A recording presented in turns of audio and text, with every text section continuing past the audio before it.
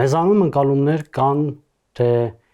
իսլամի ծագման, իսլամի նվաճումների եւ որպես արդյունք իսլամական պետության նոր տեսակի մի պետության արաբական խալիֆայության առաջացումից հետո,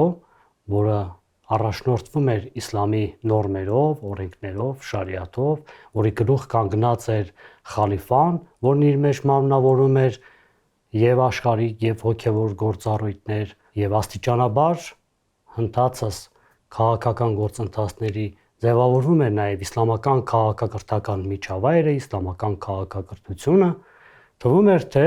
սրան որպես հակադիր բևեռ արաբների եւ մուսուլմանների տիրապետության տակ հայտնված ժողովուրդները, հատկապես խոսքը քրիստոնեական աշխարհի մասին է, քրիստոնյա ժողովուրդների մասին է, մասնավորապես նաեւ հայերի մասին է,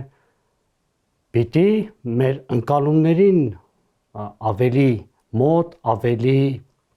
հասկանալի ձևով, ավելի պիտի բևեռացված թշնամական դիրքորոշում ունենային մուսուլմանական աշխարհի նկատմամբ։ Սակայն մի բան է պատկերացումները, մի բան է իրականությունը։ Չէ՞ որ մենք չենք կարող միամտորեն ենթադրել, թե արաբների եւ մուսուլմանների տիրապետության տակ ոչ միայն Հայաստանում, այլև խալիֆայության ամբողջ տարածքում հայտնված հայերը, ասորիները, հույները կարող են ուղակի մեկուսացված, իզոլացված դիրքորոշում բռնել, ունենալ թշնամական, բևեռացված մոտեցմամբ առանձնանալ իսլամական աշխարհից, բնավ այդպես չէր, հաճախ նույնիսկ իրենց կամքից անկախ։ Ինչ նկատի ունենք արաբական խալիֆայությունում, հատկապես 9-րդ դարի վերջերից սկսած Աբբասյան խալիֆայության ոսկեդարի ավարտին, երբ արաբական խալիֆաները աստիճանաբար դժվարանում էին պահպանել սեփական իշխանությունը, տեղի է ունենում մի հետաքրքիր երևույթ։ Արաբ խալիֆաները իրենց իշխանությունը պահպանելու համար այլևս սկսում են չհենվել սեփական զորքերի, արաբներից կազմված զորքերի վրա եւ աստիճանաբար սկսում են այլ էթնիկ տարրերի, այլ ժողովուրդների, ցեղերից հավաքագրված երիտասարդ պատանիներից, նախկին ռազմագերիներից, ստրուկներից, ստրկայավաճառական շուկաներից ձեռք բերված, գերեվարված ստրուկներից սկսում են ձևավորել իրենց սեփական էլիտար զորքերը, թիկնազորները եւ դրանց միջոցով կարողանում են ավելի արդյունավետ լուծել իրենց առջև ծառացած ռազմաքաղաքական խնդիրները։ Այս տրամաբանությամբ շուտով առաջանում է մամլուքի ինստիտուտը։ Մամլուքները դրանք հիմնականում գերեվարված կամ ստրկավաճառական շուկաներից ձեռք բերված երիտասարդ տղաներ էին, ովքեր ունեին ֆիզիկական գերազանց տվյալներ, հաղթանդամ, բարձրահասակ, ուժեղ, մարմնեղ երիտասարդներ էին, որոնց արաբ իշխողները վերցնում էին իրենց հովանու ներքո, տալիս էին փայլուն կրթություն, նաև ռազմական կրթություն, սովորեցնում էին ռազմական գործը, բայց ինչն է կարևոր, առաջնահերթ նրանց իսլամացնում էին։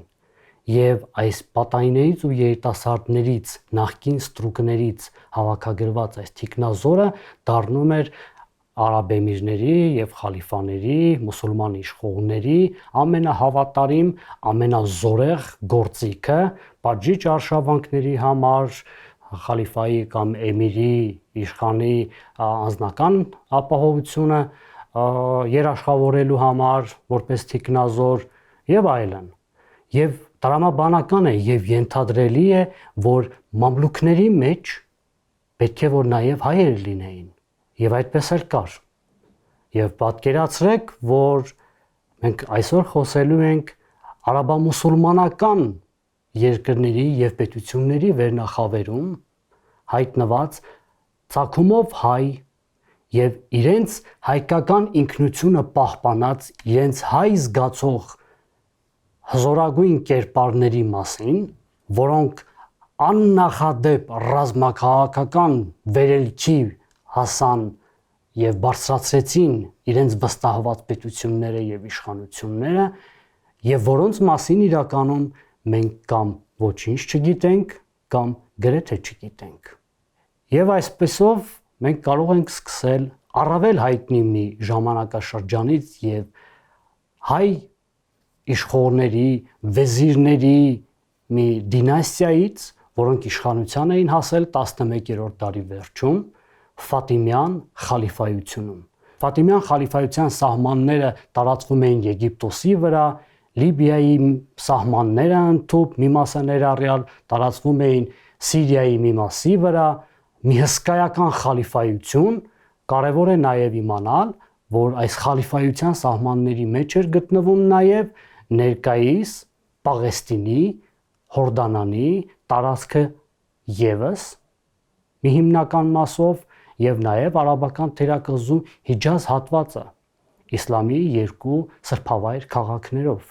Մեքքայով եւ Մեդինայով ներառյալ։ Այս հսկայական պետության մասին է խոսքը, որտեղ արաբ խալիֆաները հետևելով Աբբասյան խալիֆայությունում տարածված տենդենսին, միտումին, սկսել էին իրենց համար որպես էլիտար ստորաբաժանումներ հավաքագրել թուրք ցակումով թուրք ցեղերի ժողովուրդներից հավաքագրված երիտասարդներից ու պատայիներից իրենց համար բանակներ էին ստեղծել։ Բայց ժամանակի ընթացքում թե Աբբասյան խալիֆայությունում եւ թե Ֆատիմյան խալիֆայությունում փորձը ցույց տվեց, որ թուրքերից հավաքագրված բանակները ճիշտ է բարձր արդյունավետությամբ են գործում, ամենադաժան ձևով կարող են պատժել, արյան մեջ խեղդել ցանկացած ապստամբություն եւ հաջողություն բերել խալիֆաներին, բայց մյուս կողմից նրանք բնավ աչքի չէին ընկնում հավատարմությամբ եւ շուտով արաբ խալիֆաներին դարձրեցին իրենց ձեռքին խաղալիքներ։ Ու այսպիսի մի ծանր դրության մեջ էր հայտնվել Ֆատիմյան խալիֆայությունում Ալ-Մուստանսիր խալիֆան 1073 թվականին, որին իր թուրք զորավարները, թուրք էմիրները զրկել էին ամեն ինչից, զրկել էին աշխարհիկ իշխանությունից ընդհանրապես եւ մի դատարկ սենյակ էին ընդամենը տվել, իրենք էին նշանակում իրենց ռոճիկը խալիֆային ամենաստորացուցիչ, նվաստացուցիչ պայմաններում էին պահում ու 1073 թվականին Ֆատիմյան խալիֆա Ալ-Մուստանսիրը խնդրանք նամակով դիմում է Բադր ալ-Գամալի անունով մի զորավարի եւ Ակրա ամրոցի պարետի։ Իսկով էր Բադր ալ-Գամալին։ Բադր ալ-Գամալին այն մարդն էր, որը հիմք դրեց Ֆատիմյան խալիֆայությունում այս հսկա մուսուլմանական պետության մեջ հիմք դրեց հայ վեզիրների, հայ իշխողների կառավարման մեկդարին։ Սա հայ գիտնականի, հայ հետազոտողի արած եզրակացություն չէ, սա ֆրանսիական պատմաբանների, ֆրանսիական պատմագիտության կողմից տրված ձևակերպում է, որի ներկայացուցիչներից մեկ օրինակ Գաստոն Վիե համարում է Եգիպտոսի պատմության հայկական ոսկեդար։ Բադր ալ-Գամալին, որը կրում էր նաև իր տիտղոսաշարի մեջ իր ցակումը հաստատող կոչում Բադր ալ-Գամալի ալ-Արմանի, այսինքն Բադր ալ-Գամալի հայ, 7000-անոց զորքով հայերից բաղկացած 1074 թվականին գալիս է Կահիրե, արագորեն բռնում եւ պատժում է թուրք էմիրներին եւ զորավարներին եւ խալիֆայությունը ու խալիֆային ազատում թուրք էմիրների վտանգից եւ վերահսկողությունից։ Բադր ալ-Գամալի ալ-Արմանիին կամ հային արագորեն հաջողվում է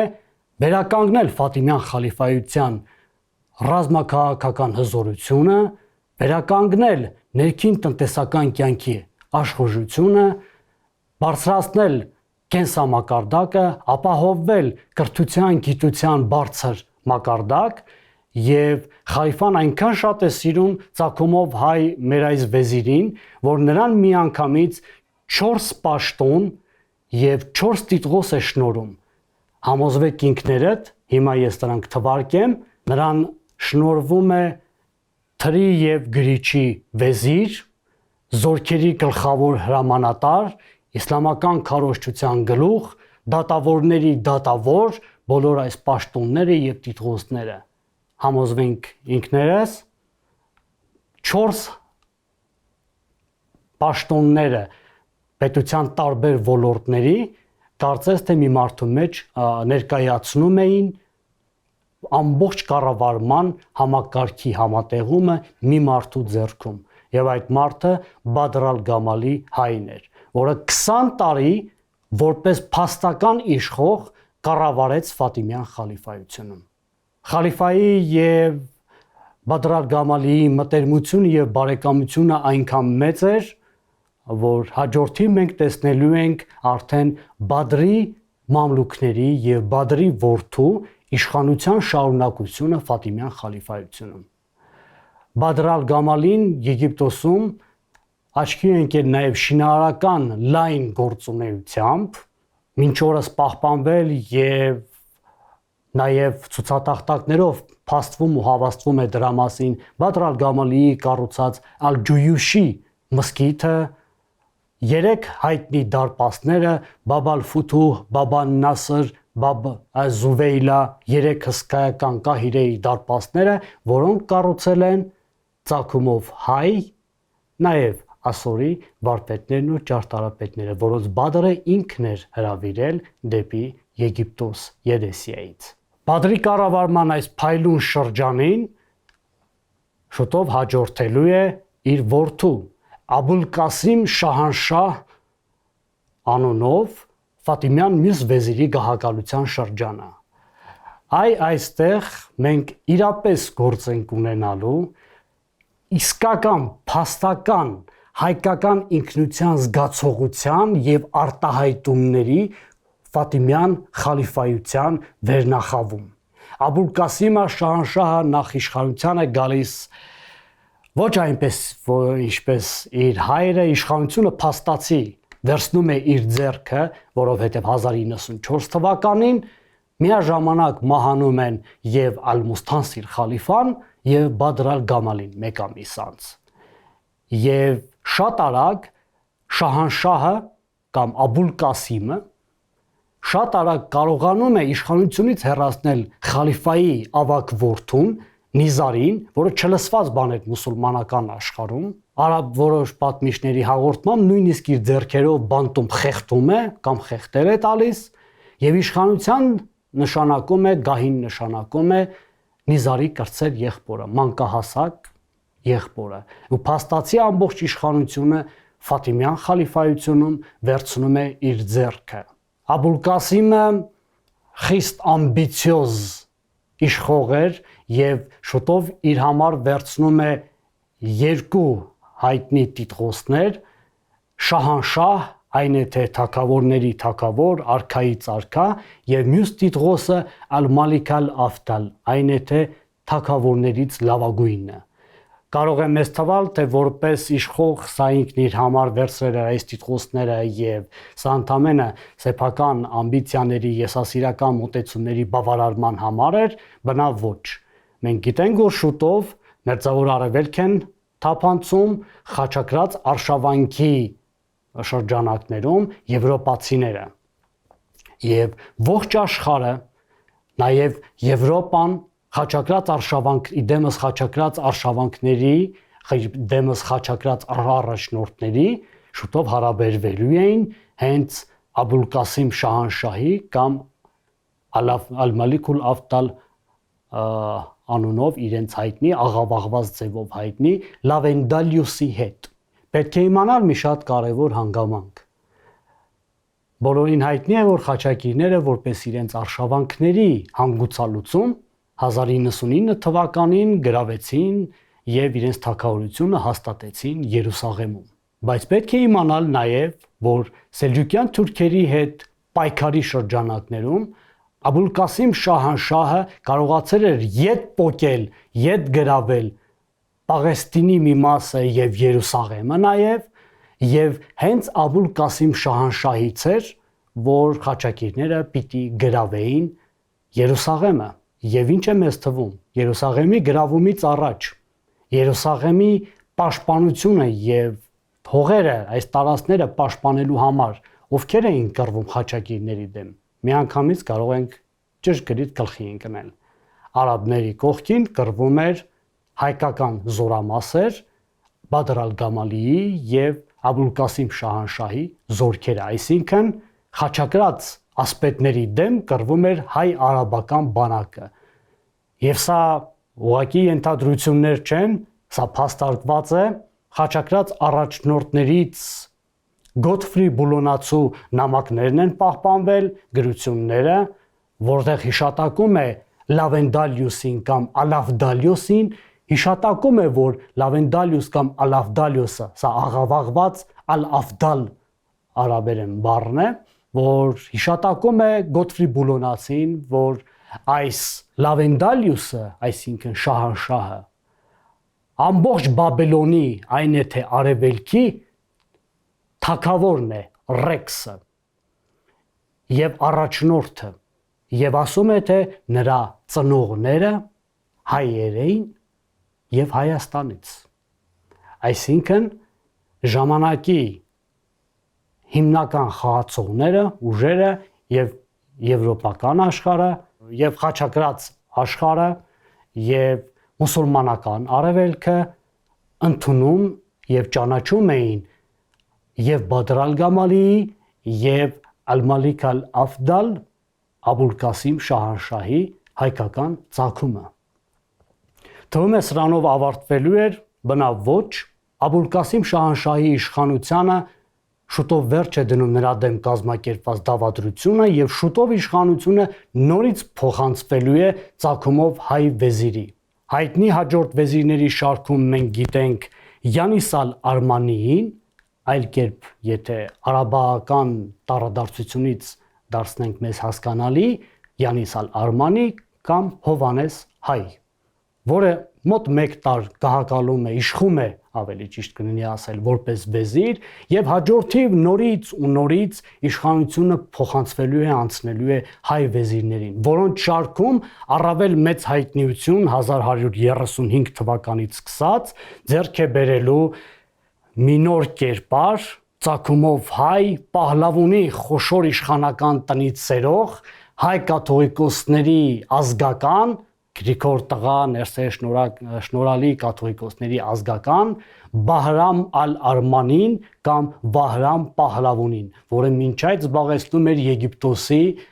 արևմտյան Ղարբիա կամ Ղուստ նահանգի նահանգապետի պաշտոնը։ Դժվար է հավատալ ու պատկերացնել, բայց Բահրամ ալ-Արմանին Եգիպտոսում ուներ իր սեփական բանակը։ Եվ դրա մասին իմանում ենք նորից արաբական աղբյուրներից, որտեղ վկայվում է, որ խնդրում էին Բահրամ ալ-Արմանիին տարբեր ուժեր, նաև խալիֆան իր հայկական բանակով գալու եւ երկրում իշխանությունը վերականգնելու, կենտրոնական իշխանությանը աջակցելու համար, ու ի վերջո 1135 թվականին Բահրամ ալ-Արմանին համաձայնում է եւ նշանակվում է Եգիպտոսի Ֆատիմյան սուլթանության մեծ վեզիր։ Բադր ալ-Գամալիի շահանշահի մասին խոսելուց հետո կթվա թե հերթական մի դեպք էր, բայց այստեղ գործ ունենք մի շատ հետաքրքիր եւ աննախադեպ երևույթի հետ։ Ինչի հետ գործ ունենք, եթե Յանիս ալ-Արմանին կամ Բադր ալ-Գամալի ալ-Արմանին կամ շահանշահը սրանք ճիշտ է հայեր էին, բայց իսլամացած հայեր էին, նախկին մամլուքներ էին, որոնք երիտասարդ տարիքում իսլամացվել էին, ապա Բահրամ ալ-Արմանին եզակի այն դեպքն է մուսուլմանական խոշորագույն միջնադարյան պետության մեջ,